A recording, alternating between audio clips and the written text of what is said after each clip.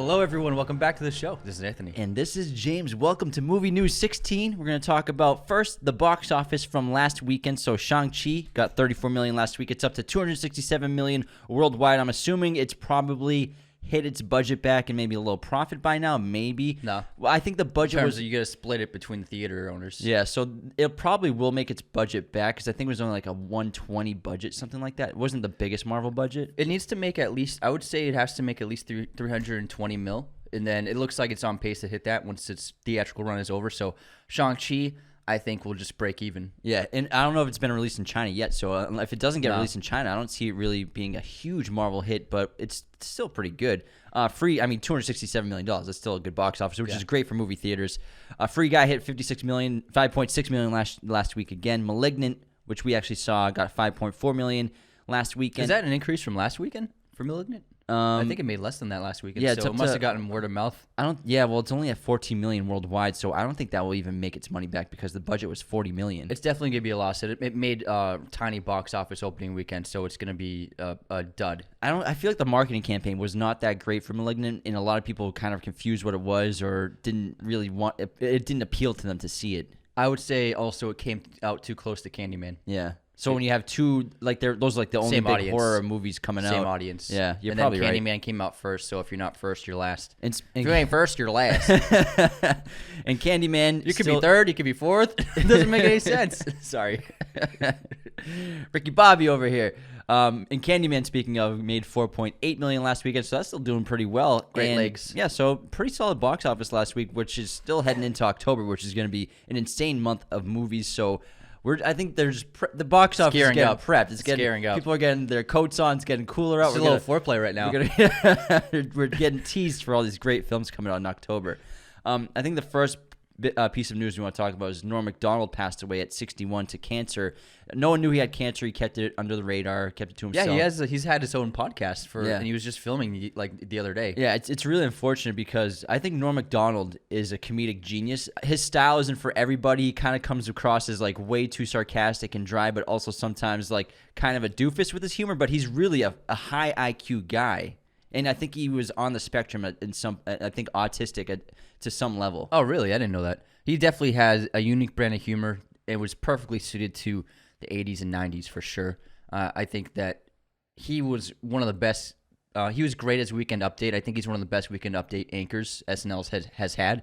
And his film career, he had some good movies, but he wasn't really that big of a star outside of SNL. But I think his stand-up is really sensational, really, vulgar. He doesn't give an F of what you think about him, which I think is a great attitude for comedians to take. Yeah, it's too bad. He was a legend, and yeah, he did offend a lot of people. But I like when he used to be Conan's couch guy. Yeah. Oh my God, he was hysterical. So funny. And yeah, it's just unfortunate. One of the best of SNL of all time. And then our next big piece of news is Christopher Nolan, which I'm sure you all heard. He left Warner Brothers and signed with Universal to produce and distribute his next film, which will be that World War II film about J. Robert Oppenheimer, who was the director and physicist of the atomic bomb. And Nolan has demands. His demands are total creative control, a $100 million budget, a $100 million marketing budget, at least 100 days in theaters. He receives 20% of the first dollar gross, so that's the theatrical run. And then studio can't release another film 3 weeks before or after his film. So that means that Universal can't release a new film within a month or after of this film. I think this is awesome news. A lot of people might make it seem like he's being selfish and everything, but again, this is where the rare situation an artist has control over their property, over their project. These studios, they make billions and billions of dollars specifically off Christopher Nolan's movies and his ideas and his productions, which is fine. They all get paid really well. I mean, Nolan gets a lot of fucking he's been getting 20% for the last 5 years or so. But now in this new world of streaming post-COVID and during COVID, where studios are getting more control over property and films, it's amazing to see a director get control over his property and his project. And I think it's just tremendous. It's also so beneficial for movie theaters to have a long-run film in theaters like there used to be. I know. I also think that a lot. We posted some clips and photos about these stories with Nolan, and I was surprised about the amount of negative backlash people had to him. taking the side of the studio and not the side of the artist, where it's become a rarity for an artist, like you said, to have control over their project anymore. Only filmmakers like like PTA, Tarantino, like filmmakers like that have really director's cut, final say. Like Guillermo del Toro, like it's very rare to not have a movie that come out that isn't overrun and overseen by a corporation, especially nowadays. And that's also affected the quality of films recently. But I think I was surprised about the amount of backlash towards Nolan for this, because he's earned it. He's earned every right to get what he wants and to demand what he wants, because every one of his movies is a hit. They all make a ton of money. They all reach a huge audience. They're all critically acclaimed.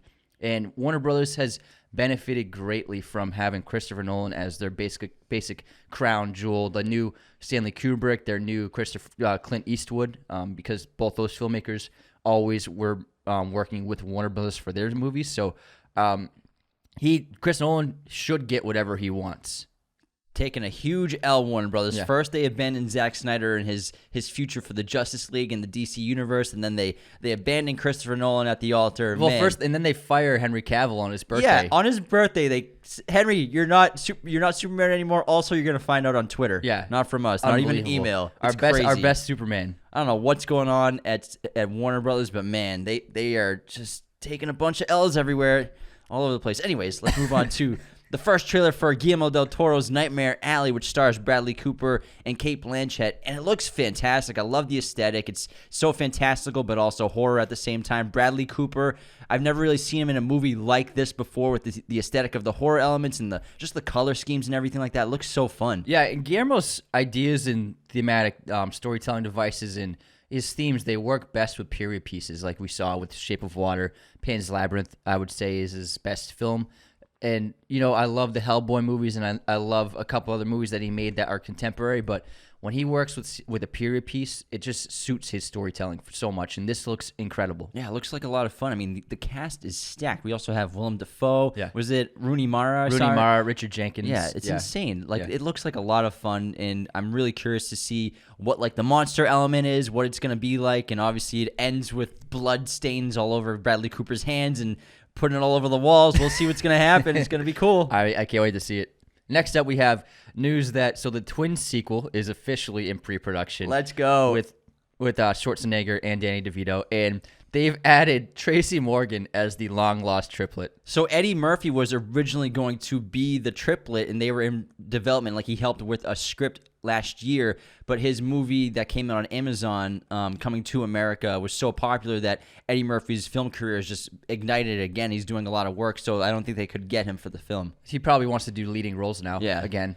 But I think this is going to be... Tracy's so funny. Yeah. He's great. He's hysterical. And Ivan Reitman is directing, and he made the original. I can't wait to see it, because the first one's so fun and the concept's ridiculous, and then just throwing Tracy Morgan into the mix. It's going to be a blast. It's been, fun. 35 years since? I think that was in the late 80s or early 90s. That was before Junior. Junior. It was before, it was right before Total Recall. I think it might have been 90, 91-ish. It was before he was a star, but it was right after Terminator, I feel like. No, it was after Terminator 2. Yeah, so he was a big star. Okay, was he? Yeah, he was making 20 million. I guess he looked so young in the original Twins movie. Yeah. But I mean, it's Arnold. Yeah. That tan, man. Seinfeld is coming to Netflix this year, I believe, and we saw a trailer 2 years. For 2 years, yeah. And we saw a trailer for it that Netflix put out, and they lost The Office, but they gained another classic. So this is going to be a lot of fun. I think that a lot of people who never heard of Seinfeld might now watch it. So a lot of young people, a lot of Gen Zers, a lot of young millennials who never took the dive into the entire series, which is one of the best of all time, might finally learn about it. What's the deal with airline food? It's great. The characters are phenomenal. It's so funny. And Netflix, I think, paid $200 million for it. They needed to for a couple of years. Losing The Office, I'm sure their streaming numbers losing dropped. Everything. Yeah, they're losing everything. But dude, specifically The Office, that was their number one property. Mm-hmm. That was their diamond. Peacock was like, we're taking it back. We need it back. Yeah. That's our baby. That's ours. we need Michael Scott back. And then there's a new remake in the works at Warner Brothers of The Lost Boys. Yay. Yeah, I can't wait. We love The Lost Boys, but... And this is going to star Noah Jupe, and you've seen him in Ford vs. Ferrari. Stranger Things, too. Or no. Ford vs. Ferrari. I was thinking it was the other kid from Stranger Things. Never mind. They're different people. They look very similar. but Jaden Martell is in Stranger Things. That's who I was thinking of. Yeah, Jaden Martell. And I mean, they don't seem like... Who's going to play the Kiefer Vampires? Sutherland's character. They seem too young. They seem way too young. That's the thing. Like that's what my problem with the Ghostbusters movie is. It's like they're just kids. Well, it's streaming. They're hitting the young audience. Yeah. That's the way it is now. But like Lost Boys, it's supposed to be dark and bloody. You know. yeah, it is a dark movie. Maybe they're trying to make it seem more like a Goonies vampires version. I don't want that. If you're gonna do the remake of Lost Boys, give me rated R and some older actors. Yeah. and it'd be a lot more fun. I just think I think these guys, they're good, talented guys, but I think they're very young for this movie. And it's gonna be modern, so it won't be like the '80s style, which I loved about that one. The aesthetic of just the '80s with vampires is so fun. Yeah, because what was the lead actor was like Patrick, what's his name? Patrick Stewart or something? Can't remember. Something Stewart. Yeah. I love the Lost Boys, and Yeah. we love vampires, but this is probably gonna be an L. But yeah, another L at Warner Brothers. Kiefer made Lost Boys. That's a classic. Yeah. I love that one. But I think this is really cool news. Up next is Robert Rodriguez is in pre-production of a new action thriller called Hypnotic, and it's going to star Ben Affleck. And Affleck's going to play a detective who investigates a mystery involving his missing daughter and a secret government program. And I love Robert Rodriguez, and him and Ben Affleck would be great together. And maybe it will have some Hispanic elements to it because Ben is fluent in Spanish. So that'll be cool to see. Yeah, and it seems like there'll be like a little bit of sci-fi going on with the secret government program. Maybe we'll have like another like 11 movie from Stranger Things. I hope not. We'll see. I don't want to see any more powers. And then we have Megan Fox and Tyson Ritter are going to star in a Bonnie and Clyde reimagining called Johnny and Clyde. So actually there was a Johnny and Clyde made like 20 years ago, but it's about a boy and a dog, and they're like, it's like the play on that of them being best buds doing stuff. And robbing banks. Not robbing Air banks. Bud style. But this is going to be Johnny and Clyde. But Megan Fox is going to be, I think, the manager of the bank that they rob or something like that. And so I think Johnny and Clyde, Oh, it'll be an inside I think job? it's going to be two guys that play the characters. So I think that's what they mean by a reimagining. So rather than a male and female couple, it looks like it's going to be a male and male couple. Is that where the unique spin comes out? Probably, yeah. It's in the description. I mean, I guess they get if you're going to do another remake, you got to spin it up a little bit. Yeah. I don't know. We'll see. I mean, I like Megan Fox. Like, I like Jennifer's Body, and I'm glad she's back in horror. But we'll see. I'm sure. I'll wait till the trailer comes out. Yeah, wait till the Wait trailer. till the trailer. And Dan Levy will star in a new rom-com for Netflix, which he is directing as part of an overall deal, a first look deal he signed with Netflix. And Dan's great in Schitt's Creek. It's a super funny show. He's a talented guy, and he's hilarious. So I'm sure he's going to have a great body of work in Netflix over the next 5 years. Yeah, so if he's doing that deal, I'm sure he'll have some other stuff going on, and he's super hysterical. That show is so funny. Yeah. David! No, David. It's David. So there's a video released of Daniel Craig giving an emotional speech after wrapping No Time to Die. I think this was just something that was filmed a few months ago.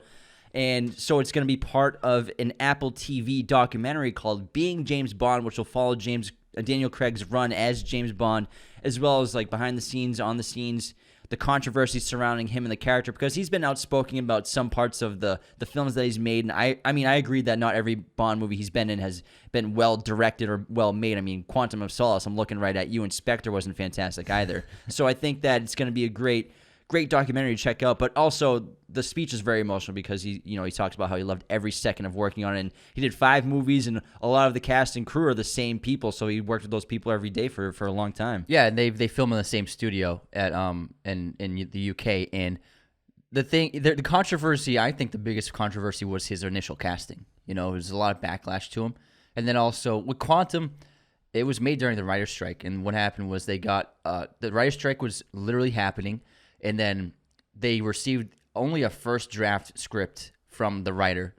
And then the writer literally, what happened was he dropped off the script in the office, and then he went outside and started picketing with the other protesters. That's crazy. And then, so the filmmakers weren't allowed to hire anyone else to help rewrite the script. And first drafts are never very good. So they were working with like a skeleton of a story. So that's why Quantum was a disappointment. All right, well, explain Spectre then. Spectre, I think that they went a little too close to the campiness of the original James Bond movies, especially with Christoph Waltz's character.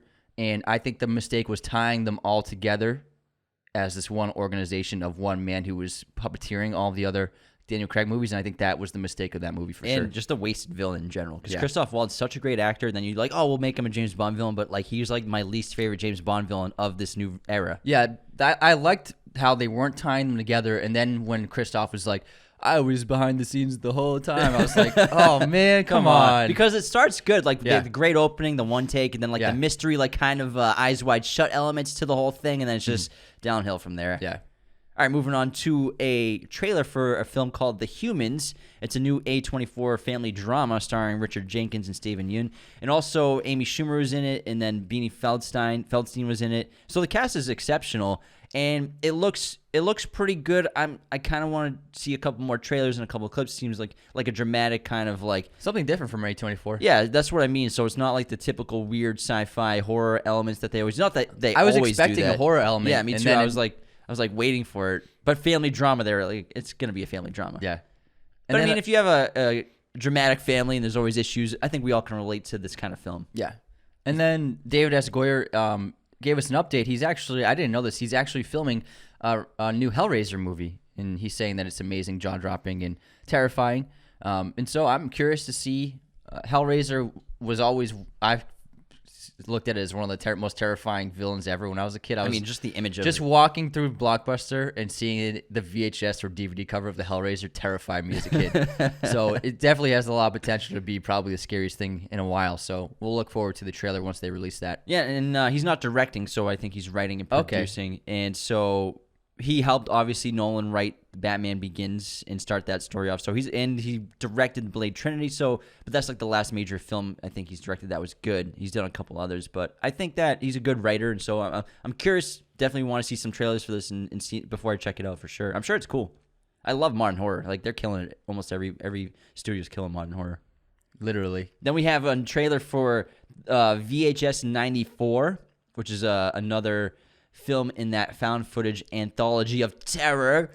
And it looks pretty interesting. I thought the first VHS was really cool. Like, the idea, even the second one was good. Like the segments of like the found footage of all these horror stories that went on. It's kind of cool. It's got the 94 aesthetic, so like the VHS camera and that style, like basically like when you put the retro filter on your Instagram videos or something like that. That's exactly what it looks like. Yeah, the irony. But no, we always enjoyed the VHS films, so I'm definitely gonna check this out. It looks cool, but yeah, we'll see. It's been a while since the last one. What was it, like almost 10 years? Something like that. Yeah, those were big in the mid 2000s. So. Someone's gonna be like, in 2014 there was a VHS 3.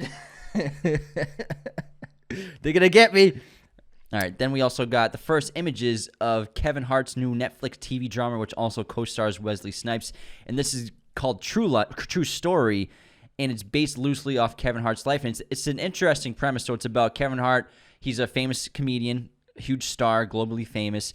He returns to his origins in Philadelphia to kick off his stand-up tour and visit his wayward older brother, played by Snipes, and it's about them spending an evening trying to put his reputation back together because of a past event or night. So I think it's just going to be a combination of Kevin Hart's experiences with being a star and then also the controversy that surrounded him over the last several years. Like, there have been a few instances where people, you could say, try to cancel Kevin Hart. Yeah, definitely. And I can't wait to see him and Wesley Snipes together. And it definitely looks like it's going to be pretty dramatic, but also I'm sure there's going to be great comedy to it. And Kevin Hart proved with the remake of The Intouchables that he came out with Bryan Cranston a few years ago. He can pull off drama, and so I can't wait to see them together. It's going to be a great pair. Plus, he has that other Netflix film coming out where it's about him being a father. Yeah. So that looks really interesting too. Yeah.